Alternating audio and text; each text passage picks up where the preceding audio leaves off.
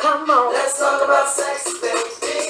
Let's talk about you. No, we're actually gonna talk about asexuality. Let's talk about asexuality, baby. Yeah, that sounds more appropriate. Before I start this video, I want you to know that I've never met anyone who is asexual, but I do know some things about this topic and I'm going to share my knowledge with you today.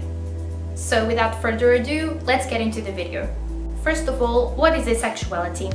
Asexuality is the lack of sexual attraction to other people. This term is usually confused with sexual abstinence, but they are totally different things. Sexual abstinence is a choice, and it's usually based on someone's personal or religious beliefs, so they feel sexually attracted to people, but they choose not to have sex. Asexuality, on the other hand, is the lack of sexual attraction to other people. So some asexual people may have sex for reproduction or for the pleasure of their partner or for some other reason, but it's not their choice, it's who they are. This term is relatively new and I think that's why it isn't very talked about. What I want you to know, first of all, is that asexual people are very different. Asexuality incorporates many types of people. Some people have low or absent sexual desires, some people engage in sexual activities, others do not. Some people have exclusively romantic and non-sexual relationships and others don't. There are all kinds of people. Usually they don't feel repulsed by the idea of people having sex, it's just not for them. From what I understand, asexuality is also a common ground for people who are still trying to find their own identities. For example, a gay man who still hasn't figured out who he is may think he is asexual because he's not sexually attracted to women like he thought he was. Some asexual people also have other labels that is related to their gender identity or their romantic orientation. And that leads me to another myth. People think that asexual people are incapable of feeling emotions towards someone else. That is not true. That is called aromantic and it's different from being asexual. Asexual people may have feelings towards other people and they may identify as heterosexual, gay, lesbian, bisexual and so on, but they use other terms for that. They use the words heteroromantic, homoromantic, biromantic, as opposed to the words that end in sexual. There has always been a huge debate on whether asexuality should be considered a sexual orientation or not.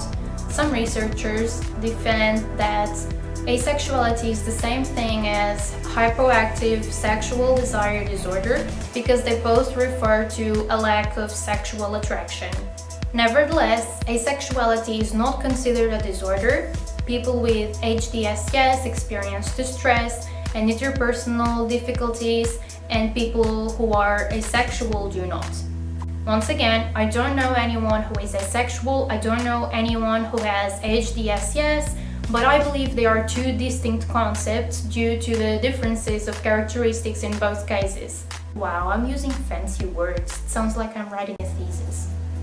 Asexuality is still not well viewed by other people. They are a minority inside a minority, that is the LGBT community, and these people are often discriminated by some heterosexual people and some other members of the LGBT community. People are usually afraid of them because they think they are cold and heartless. But think about this, you don't have to be afraid of someone who is part of the asexual community. Criminals like rapists are sexual people. They are on our side of the community, they are amongst us. Those are the ones you should be afraid of. There are sexual predators, but I've never heard of asexual predators. You have no reason to fear these people. They are human beings, they have feelings, they are just normal people. Just let people live their lives like they want to, let people be who they want to be. It's that simple, it's none of your business. The asexual flag is this one. The black stripe represents asexuality. The gray stripe represents the gray area between asexuality and sexuality.